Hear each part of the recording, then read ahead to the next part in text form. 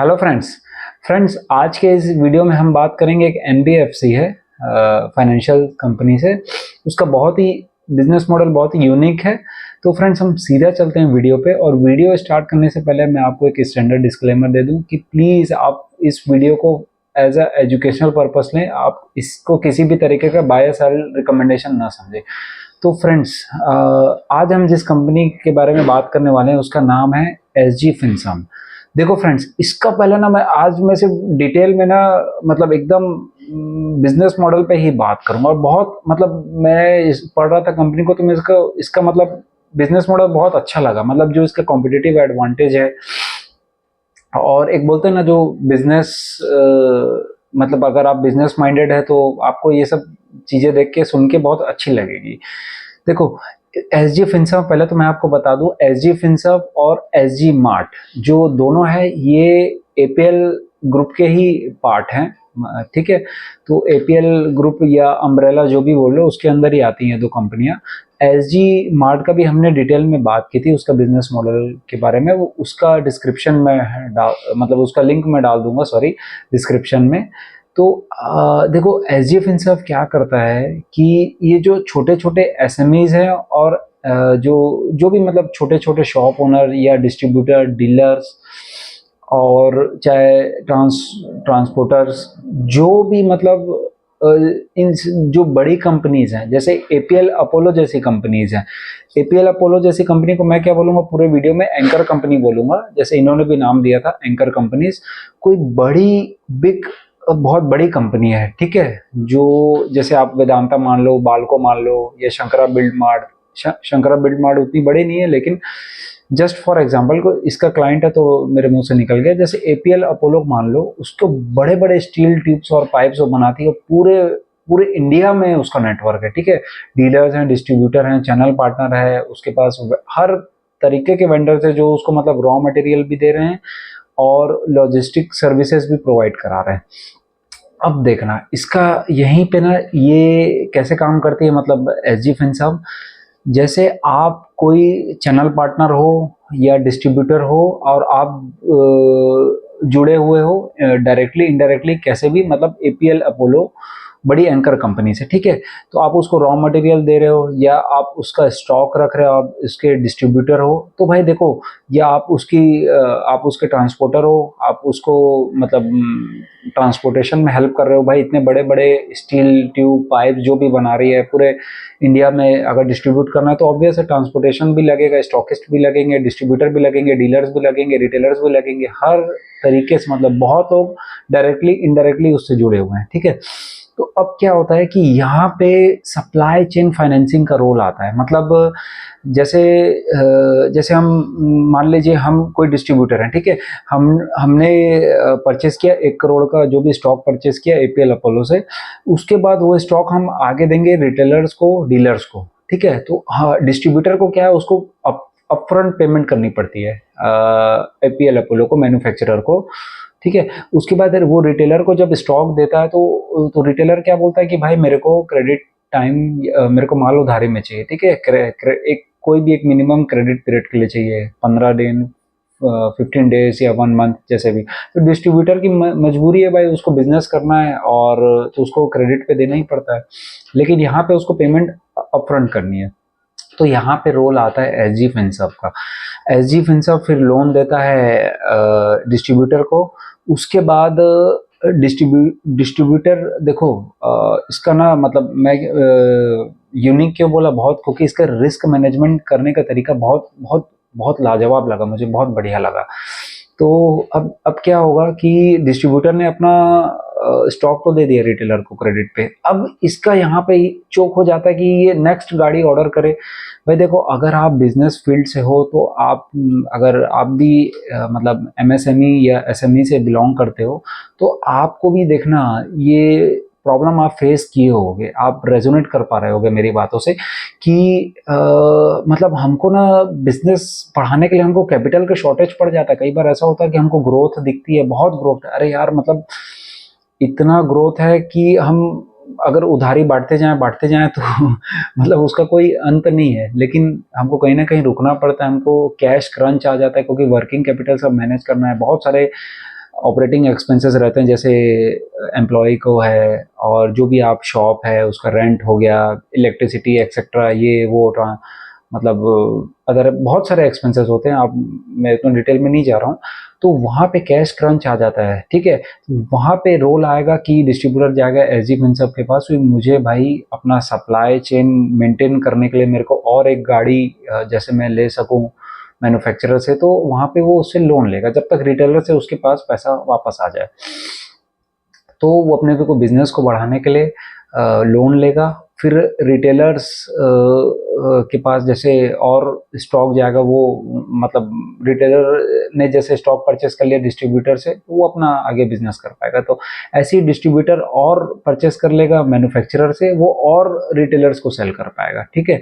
अब देखो डिफॉल्ट होने का केस, अब देखो यहाँ पे क्या है ना कि इसकी यही यूनिक पोजिशनिंग है, मतलब इसका जो नीश सेगमेंट है ना वो एकदम अलग है लार्ज बैंक और बड़े एनबीएफसी से। तो डिस्ट्रीब्यूटर अगर डिफॉल्ट करता है, वो टाइम पे पैसा नहीं देता है एसजी फिनसर्व को, तो एसजी फिनसर्व किसके पास जाएगी? सीधा एपीएल अपोलो एंकर कंपनी के पास। तो वो बोलेगी ये मुझे लोन पेमेंट नहीं कर रहा है। तो अब क्या होगा कि एपीएल अपोलो क्या करेगी कि उसका सप्लाई चेन ही रोक देगी, स्टॉप कर देगी, मतलब उसको आगे स्टॉक ही नहीं देगी, मटेरियल ही नहीं देगी फॉर सेल। यहाँ उसका उसका बिजनेस ही ब्रेक हो जाएगा, वो ऐसा कर ही नहीं सकता। मतलब अगर आप कोई बड़ी कंपनी को कैटर कर रहे हो और आप काफ़ी सालों से उसके साथ बिजनेस में जुड़े हो, आप कैटर कर रहे हो, ठीक है, तो आप, ठीक है, एसजी फिनसर्व को तो एक बार आप डिफॉल्ट कर दोगे कि उसको घुमाते रहोगे, लेकिन आप वापस, आपको अगर अपना बिजनेस चलाना है, आपको धंधा बरकरार रखना है, तो आप एपीएल अपोलो से आप मतलब डिफॉल्ट नहीं कर सकते, उसके चांसेस बहुत रेयर हो जाते हैं। इसी मतलब बहुत यूनिक रिस्क मैनेजमेंट के कारण इसका अभी तक एनपीए बहुत कम रहा है। देखो बड़ी जो लार्ज बैंक हैं वो देती हैं एचडीएफसी और ये वो जो भी 9 to 11% में देती है, बड़े बड़े बिजनेसमैन या जो भी कॉन्ग्लोमरेट जो भी बोल लो, ठीक है, या बड़ी कंपनीज को। उसके बाद जो एनबीएफसी है, जैसे चोलामंडलम हो गया और बड़ी एनबीएफसी जैसे आदित्य बिरला ग्रुप वगैरह जो भी, वो देती है मतलब 10 to 11 12% के आसपास, जो वो भी बड़े बिजनेसमैन को देती है क्योंकि उनको रिस्क अपना मिटिगेट करना है, ठीक है। और यहाँ पे ये जो है इसने अपना नीश सेगमेंट चूज कर लिया है, ये थोड़े से रिस्कियर बोरोवर को दे देती है क्योंकि ये थोड़ा सा अनटैप्ड मार्केट है, मतलब मार्केट पोटेंशियल बहुत ह्यूज है। लेकिन अभी तक आप देखोगे, मतलब अगर देखें 50 60 या 70 एनबीएफसीज हैं इंडिया में, तो ये सप्लाई चेन फाइनेंसिंग वाला रोल कोई नहीं निभाता है, मतलब आज तक इसमें कोई भी नहीं, यही इसका कॉम्पिटिटिव एडवांटेज है। तो ये देगी 12 13 14% में भी देगी, थोड़ा सा हाई चार्ज करेगी इंटरेस्ट रेट, क्योंकि थोड़े से रिस्कियर सेगमेंट में एंटर कर रही है, स्मॉल बिजनेस एसएमईज या एमएसएमईज में, तो जिसके कारण इंटरेस्ट रेट भी ज़्यादा चार्ज कर पाती है, क्योंकि उन लोगों को बड़े बैंक्स या एनबीएफसी जल्दी से एंटरटेन नहीं करते, ठीक है। और यहाँ पे रिस्क मैनेजमेंट ये कैसे कर रही है, एपीएल एंकर कंपनी को अपने साथ लेके। और अभी रिसेंट कॉन कॉल में जो इनका रिसेंट प्रेजेंटेशन था, ये अराउंड 40 एंकर कंपनी से टाई अप कर लिया है इन्होंने, ठीक है। मेजर रेवेन्यू जो इसका आता है, 30% ऑफ द रेवेन्यू जो है वो अभी भी मतलब एपीएल अपोलो और एसजी मार्ट वगैरह से ही आता है, एपीएल ग्रुप से ही आता है, कि ये उसी का ही पार्ट है। तो सप्लाई चेन स्मूथ बनी रहे भाई, रॉ मटेरियल भी एपीएल अपोलो को मतलब कांस्टेंट मिलते रहे। अगर एपीएल अपोलो को ग्रो करना है 20 to 30% से, एसजी मार्ट को ग्रो करना है 20 30% से, तो ऑब्वियस है जो उसके साथ लोग जुड़े हुए हैं, जो उसको रॉ मटेरियल दे रहे हैं, और चाहे जो उसके रिटेलर से डिस्ट्रीब्यूटर, उनको भी बहुत तेजी से ग्रो करना पड़ेगा 20 30% से, तब तो एक सप्लाई चेन रेगुलर बने रहेगी, और तब तो पूरा मतलब ग्रोथ रहेगी पूरे इकोनॉमी में। तो देखो ये सप्लाई चेन फाइनेंसिंग जो चाइना और वेस्टर्न कंट्रीज में ये है, मतलब वहाँ थोड़ा सा कुछ कंपनियां हैं जो बड़े पैमाने पे रोल प्ले करती हैं, लेकिन इंडिया में अभी नहीं है, अभी एसजी फिनसर्व ही है जो इस टाइप का। और हाँ, ऑब्वियस है कि देखो दिखेगा तो मतलब और भी कंपनी या एनबीएफसी या जो भी बैंक से एंटर करेंगे इसमें, ये नहीं बोल रहे हैं कि हम आज की डेट में जो ये यूनिक इसका बिजनेस मॉडल है और ये जो प्ले आउट कर रहा है, जो एक अपना कॉम्पिटिटिव एडवांटेज बनाया है इसने, वो मैं आपसे बस शेयर करना चाह रहा था, क्योंकि मेरे को बहुत अच्छा लगा कि बिजनेस करने का तरीका मतलब कितना बहुत स्टाइल्स, बहुत बहुत ही ज़बरदस्त तरीके से प्ले आउट कर रहे हैं ये अपने गेम को, और रिस्क को भी बहुत अच्छे से मैनेज कर ले रहे हैं। ठीक है। और हाँ, दूसरा क्या है, इनका ना जो टाइम ड्यूरेशन है बहुत शॉर्ट ड्यूरेशन के लिए लोन देते हैं, तो उसके उसमें भी इनका रिस्क थोड़ा सा मैनेज हो जाता है। और टाइमली देखो, ये लोन अब होता क्या है कि एमएसएमई और जो छोटे जो बिजनेस रहते हैं उनको ना टाइम पे लोन नहीं मिलता, वो जाते रहते हैं बैंक में, चक्कर काटते हैं, बड़े एनबीएफसी में घूमते रहते हैं। इन्होंने अपना मतलब टेक्नोलॉजी में ऑब्वियस है, आजकल हर कोई टेक्नोलॉजी को इस्तेमाल कर ही रहा है, और अगर वो प्रॉपर टेक टेक को यूज़ नहीं कर रहा है तो उसका बिजनेस पीछे हो जा रहा है। तो इसने भी टेक्नोलॉजी का इस्तेमाल करते हुए एक प्लेटफॉर्म बनाया है, और ताकि टाइमली लैंडिंग या डिस्ट्रीब्यूशन हो जाए, फास्ट डिस्ट्रीब्यूशन हो जाए। तो टेक वाला था। और क्या मुझे बताना था आपको, सप्लाई चेन एनबीएफसी का मैंने कवर कर दिया। हाँ, अब देखो ग्रोथ ट्रिगर्स की हम बात करेंगे। देखो इसने क्या है, जुलाई 2024 में इसने टाइप 2 के लिए, टाइप 2 एनबीएफसी मतलब जो पब्लिक के डिपॉजिट रख सकती है अपने पास, उसके लिए इन्होंने एप्लीकेशन दिया था। तो वो अप्रूवल नहीं मिला था इसको आरबीआई से, लेकिन अभी सितंबर में उसके बाद दोबारा इन्होंने एप्लीकेशन दिया टाइप 2 के लिए, तो टाइप 1 से टाइप 2 के लिए, ताकि ये पब्लिक के जो पैसा है उसको डिपॉजिट कर सके और तेजी से ग्रोथ कर सके, अपना लोन बुक को बढ़ा सके। टाइप 1 मतलब वो एनबीएफसी होती हैं जो पब्लिक का पैसा डिपॉजिट नहीं रख सकती, ठीक है। और टाइप 2 मतलब बहुत स्ट्रिक्ट नॉर्म्स और मेजर्स के साथ आरबीआई वो कुछ पॉलिसीज हैं उसके साथ, और टाइप 2 एनबीएफसी रख सकती है पब्लिक का पैसा वो, ठीक है। तो टाइप 2 एनबीएफसी की इसको परमिशन अप्रूवल मिल चुका है, और ये अब डिपॉजिट रख सकती है पब्लिक का पैसा। तो ग्रोथ, वो भी एक ग्रोथ ट्रिगर है कि भाई इसको पैसा मिलेगा तब तो ये आगे ग्रो करेगी। देखो एनबीएफसी कैसे प्ले करती है, ये कहीं ना कहीं से उधारी ले रही है तब तो आगे लैंड कर रही है, चाहे बैंक से ले रही है, चाहे कहीं से भी, मतलब बहुत डिफरेंट डिफरेंट सोर्सेज से ये पैसा लेके, उधारी लेके फिर आगे बांट रही है। तो जो डिफरेंस है उसी में इसका मतलब जो नेट इंटरेस्ट मार्जिन है, जिसको हम बोलते हैं नेट इंटरेस्ट इनकम ही मान लो आप, भाई 6-7-8% में पैसा उठा रही है, 12-13% में लैंड कर रही है, तो जो उसका डिफरेंस है ऑपरेटिंग एक्सपेंसेस को माइनस करेगी, वही तो इसका नेट इनकम हुआ ना। तो ऐसे ही प्ले आउट होता है एनबीएफसी में भी। अब देखो क्या है, अब इसके जो अभी Q3 का जो डाटा था लोन बुक का, वो मैं बताऊं आपको। इसका दिसंबर 24 में हम देखें तो 1568 करोड़ का लोन बुक था, साइज था। अब ये बोल रही है कि FY25 में टारगेट दिया इन्होंने कि 2500 करोड़ का लोन बुक रहेगा, FY26 में 4000 करोड़ का लोन बुक इनका रहेगा, FY26 में 6000 करोड़ का लोन बुक। तो ऑलमोस्ट ये ट्रिपल करने की बात कर रही है अपने लोन बुक को 2 साल में। देखो हमको कंपनी थोड़ी इंटरेस्टिंग लगी, तो मैं भी चाहूँगा कि आप, हमने अपनी वॉच लिस्ट में ऐड कर दिया इसको, तो आप भी अपनी वॉच लिस्ट में ऐड कर दें, और देखते रहें कि मैनेजमेंट अगर बोल रही है तो वो कैसे एग्जीक्यूट कर रही है। भाई 2500 तो बोल दिया, अब देखो, अब हम देखेंगे अगर वो उसका लोन बुक 2000 से भी कम आया तो मतलब मैनेजमेंट अपनी बातों में नहीं है, तो ऐसे ही ट्रैक होगा, ऐसे ही हमको समझ में आएगा। दूसरा दूसरा क्या है कि मैनेजमेंट इसका स्ट्रांग है, एपीएल ग्रुप के जो मैनेजमेंट है उनके सन वन वही डायरेक्टर हैं इसमें। तो देखना है हमको, भाई एपीएल अपोलो ने पास में बहुत अच्छा पैसा बना के दिया है अपने शेयर होल्डर्स को, तो ठीक है, हम ट्रैक कर सकते हैं, वॉच लिस्ट में अपने डाल सकते हैं, बाकी तो समय ही बताएगा कि if they are able to execute और नॉट। ठीक है। तो Q3 में इनका जो आया FY25 में, मैंने आपको बताया 40 एंकर कंपनी से टाई अप हो गया है, ठीक है। जैसे एपीएल अपोलो जैसी बड़ी बड़ी कंपनी से, मतलब वेदांता, बाल्को एक्सेट्रा, वो सब, ठीक है।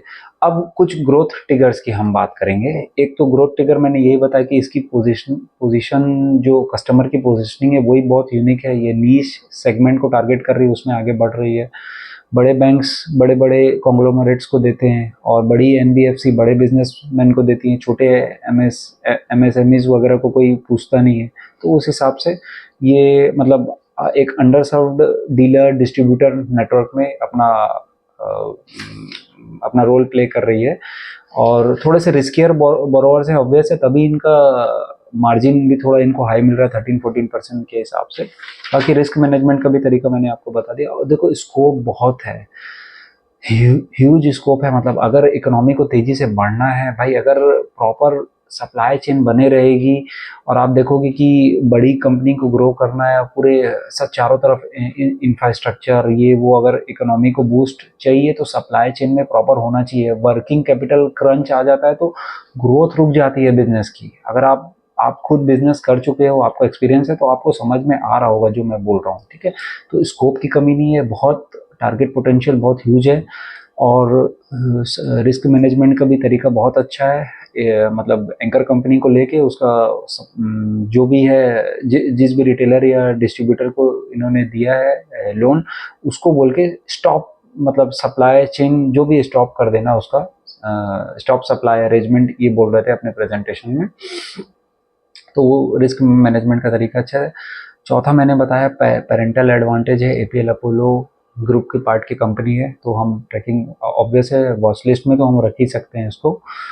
दूसरा क्या है कि एक और मैंने आपको बताया कि कॉम्पिटिटिव एडवांटेज, अभी इस मार्केट को कोई और मतलब पूरी तरीके से ध्यान नहीं दे रहा है सप्लाई चेन फाइनेंसिंग वाले को। ये इकलौती एनबीएफसी है जो फुल यही काम करती है, ठीक है। अब मैंने लोन बुक का आपको बता भी दिया कि इनकी ये क्या टारगेट कर रही है, 4000 करोड़ FY26 में, 6000 करोड़ FY27 में। और इन्होंने देखो ग्रोथ के लिए वारंट्स भी इशू हुए कंपनी को 450 करोड़ के आसपास के। तो आने वाले 18 मंथ्स में वो कैपिटल धीरे धीरे इन्फ्यूज होगा कंपनी में और उसी से ये ग्रो करेगी। तो कुछ मेरे ख्याल से 100 टू 150 करोड़ के आसपास इन्फ्यूज भी हो गया फर्स्ट क्वार्टर में। बाकी जो है धीरे धीरे ये बोल रही हैं 1-1.5 साल में और इन्फ्यूज होगा पूरा कैपिटल। अब देखो एक और अच्छी बात, मजे की बात, अगर कोई ग्रोइंग कंपनी है तो भाई वो एम्प्लॉय में खर्चे करेगी और एडवर्टीजमेंट में खर्चे करेगी, ठीक है। तो इनका एम्प्लॉय का डाटा मैं देख रहा था, मई 24 में इनका था 30 था नंबर ऑफ एम्प्लॉयज, जो वो हो गया सितंबर 24 में 57 के आसपास, मतलब लगभग डबल, एम्प्लॉय काउंट्स लगभग डबल हो गए। तो फ्रेंड्स, अगर कंपनी बोल रही है और एग्जीक्यूट कर पा रही है तो वही है मल्टी बैगर का फॉर्मूला, ठीक है फ्रेंड्स। आप इसको किसी भी तरीके का बाय या सेल रिकमेंडेशन नहीं लेंगे, इसी तरह के अच्छे वैल्यूएबल वीडियोस हम लाते रहेंगे आपके लिए। मिलते हैं नेक्स्ट वीडियो में। जय हिंद।